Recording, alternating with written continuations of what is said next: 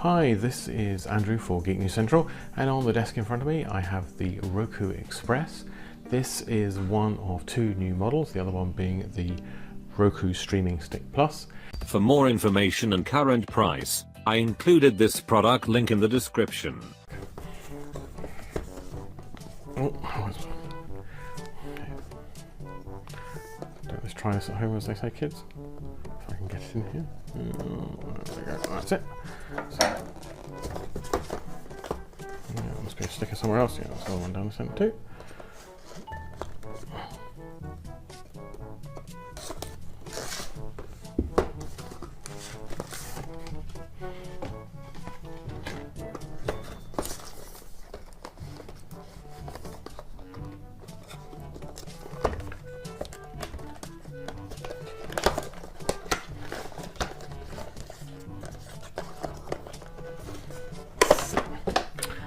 Okay, so what have we got here? Okay, let's try and get it back in focus.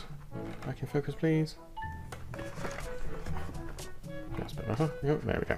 So we've got the Roku here. You can see, those of you who might be familiar with previous Rokus, they were kind of more little square, more rectangular puck style. They've kind of got this sort of, I say it's a bit like a Nintendo Switch controller. And we got the remote control as well. Whoops, that wasn't a good start. And I have to say, one of the good things about Roku is that they always supply batteries for their remotes, and you don't need to be scrambling down to the shops to get new batteries. Better get the, oops, sorry, just getting the remote control back out there. So we've got the instructions, and we've got a USB power supply for it. It uses the, I don't know if you can see that, but that's the micro USB style connector. And always a nice touch as well is that you get your HDMI cable as well. There's no, it really annoys me, so much AV stuff you get it out of the box, and there's no HDMI cable. So a big thumbs up to Roku for doing that. I don't think there's anything else in the box. Yep, that's it. Okay, so and also in the box there is a little piece of, I'm guessing this is going to be a piece of something sticky, yeah, so you're going to stick that on the bottom there, and you're going to stick that on your desk so that you can make sure your remote control is pointing in the right direction. This is, as far as I remember, this is an infrared remote control. It's not a wireless one, so I think you do have to have line of sight in order to be able to change the channels on your Roku and all that kind of stuff. Okay, well, look, I guess just to have a quick look around here. We've got our HDMI, you've got your micro USB slot, and there's a little reset button there. I mean, unlike some of the previous models, there's no capacity for, micro SD cards or for USB keys. So if you're the kind of person who's got a lot of video on either an external hard drive or something like that, you might want to look elsewhere, or else if I remember, there are apps that allow you to access NAS hard drives over the network. So rather than having a USB hard drive, you might have to invest in a NAS hard drive. I think it also has links in for, I'm trying to remember the really popular sort of data storage thing, but never mind, come back to me. But there are quite a lot of apps on the Roku store for accessing storage remotely. Okay, and as with the Express Plus, the Stream Stick Plus, there's no network cable required anymore. Everything's done wirelessly. Okay, so that's about that for now. I'll get everything together, and we'll take a review of the operating system, more of the Roku in action a bit later on. Okay, thanks very much. Back soon. Okay, so here's the Roku Express all set up. You've got the HDMI cable here, and you've got the USB cable there. The HDMI cable is actually quite short. You can just basically although you can, let me just unplug that. That's basically the length of it. So it's not particularly that long, but I guess most of the time you're going to have this relatively close to the TV that you're wanting to connect up with. So I'll not bother trying to put that back in, as I have to reach over. But just to watch out for that. I mean, HDMI cables are relatively inexpensive, so you can easily get another one if you need to. The Roku, as I say, it's an infrared remote. Here you can see you'll see the lights flash, I imagine, as I press it. You can just see it dimming there as I do it. And the remote, it has a couple of hotkeys, if you like, for things Netflix, Red Bull TV, Roku TV, which is, sorry, just hold it so it's in focus. You've got Netflix, Roku TV, and Yup TV. No idea what Yup TV. I know about Red Bull TV, Netflix, and Roku TV. Okay, we'll have a look at the interface in more detail in just a second.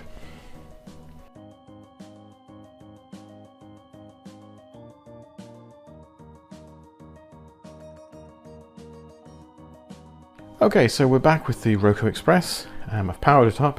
It's gone through the boot up procedure. Just takes a few seconds, and it's now just going to go through the setup. So just going to check the language, and it's now looking for my wireless networks. So it's picked up my 11BGN network. The Streaming Stick Plus has the 11AC on it. So if you're interested in high performance, then you'll need to look at the Streaming Stick Plus. This is just the Roku Express. It's just a standard HD, so the 2.4 gigahertz stuff should be just fine. Now you do have to put in your password for your wireless network. It's a bit faffy in that you have to scroll backwards and forwards. I'm obviously going to have to pause the video to put this in. Don't want you all coming and hogging my bandwidth, so hold on. Okay, so I've put in the PIN for the password for my wireless network. It's checking the network.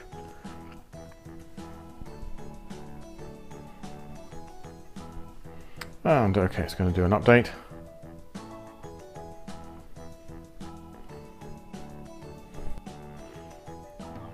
Okay, so I connected it to my wireless network, put in my wireless password. It connected up to the internet, recognized it needed some updates, and it's now just rebooting to install those updates. And here we are. Now, if it's like the procedures I've done before, it's going to want to figure out what kind of TV I've got connected up. So I've just got a fairly standard HD TV.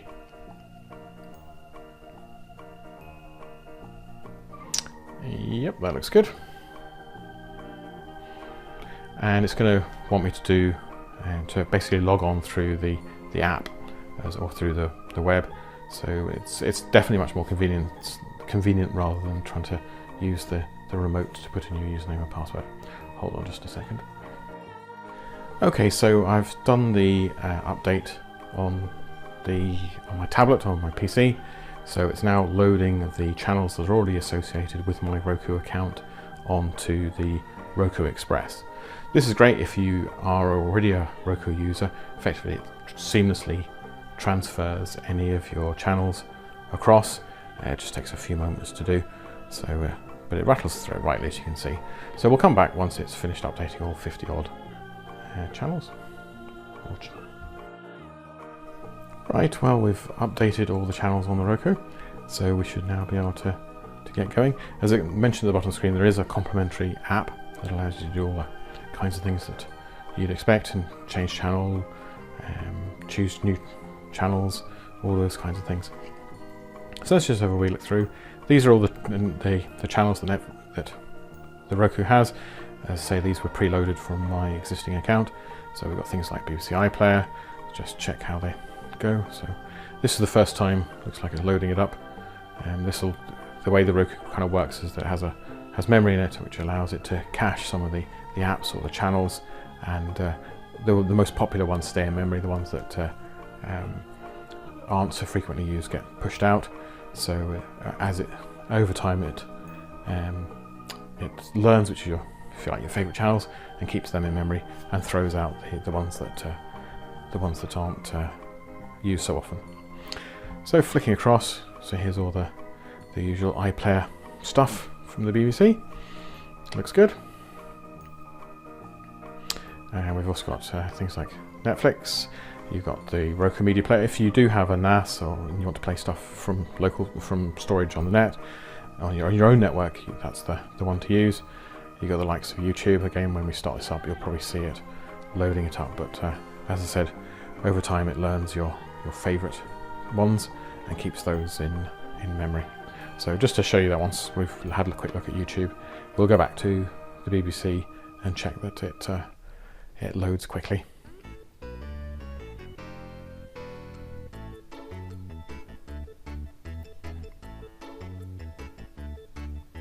Yep, there we go.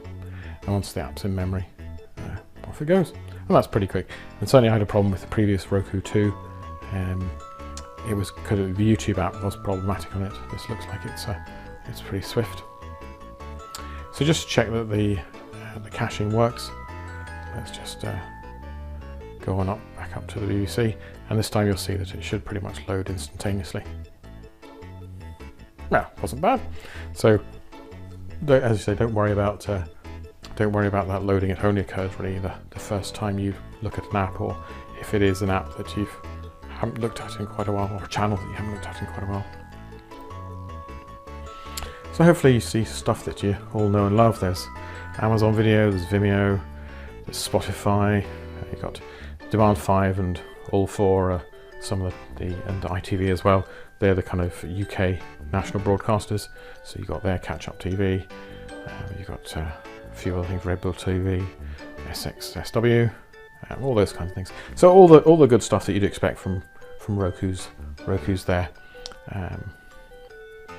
You can reorganize the order of these, so just because it's got iPlayer and Netflix at the top, and let's say you wanted them at the bottom, it's easy enough to move those around. It's very straightforward. I think you just press star and you can move channel, so you can then just squeeze it down place and everything reorganizes. Okay, so you've got your home, that's where you go for most of your stuff. You've got your feed, which kind of shows you what's going on in your feed, and any movies you might want to watch and all those kinds of stuff. Search allows you to look for anything, whether it's a movie, a TV show, art or actor or director. It's pretty good actually, it's quite good at finding stuff. And you've also got your channels, so this is where you'd actually go to pick up new stuff. Well, not new stuff, new when I say new stuff I mean new to your channel. So if you're looking for new to your stream, if you're looking for a new channel, you can come in here and look at things like the most popular new, all that sort of stuff. Plex, that was something I was trying to remember earlier. There is a Plex app on Roku. So I quite often come in here just to see what's hot. What's new is also quite good. You can basically scroll through any new channels and pick up anything that takes your fancy. And finally in settings, you can go in here and just make sure that everything's working. It's good to look at to see what display types are supported. This, as you say, this is the entry-level model. It's, as I say, it's only a penny under 30 quid. So it supports the HD stuff, but it doesn't go to 4K. If you want 4K, it's the Streaming Stick Plus. Okay, I mean, I pretty much think that's largely it. Yeah, to summarise, it's what we've got here is the Roku Express. It's new to the UK, very much replacing, I'd say, the previous Roku 2 models. Does everything that they did, as far as I can tell, and it's relatively inexpensive at just a penny under 30 quid, and it's perfect for those second TVs where you perhaps only have HD, you don't have 4K, or a children's TV, and it's just anybody who has used Roku's recognise it straight away. Anybody who's coming to you Roku's, I think the big friendly icon, it's very straightforward. There's no having to divvy stuff up into games or into sound or films or whatever. It's just a case of going there, scrolling up and down to find the channel that you want, pressing the button, and away it goes. So recommended, as they say. It's definitely, I mean, I definitely do like the Roku interface much more than the Amazon interface. I find the Amazon interface tremendously confusing. I mean, it has everything beautifully categorized, but just when you want to get in there and find something, I just find it annoying, shall we say. Okay, well, look, that's Andrew for Geek News Central with the Roku Express. Thanks very much indeed. I have included this product link in the description. You can check out that link for more details and latest price. Thank you so much for watching. Please subscribe my channel, share this video and don't forget to hit the like button.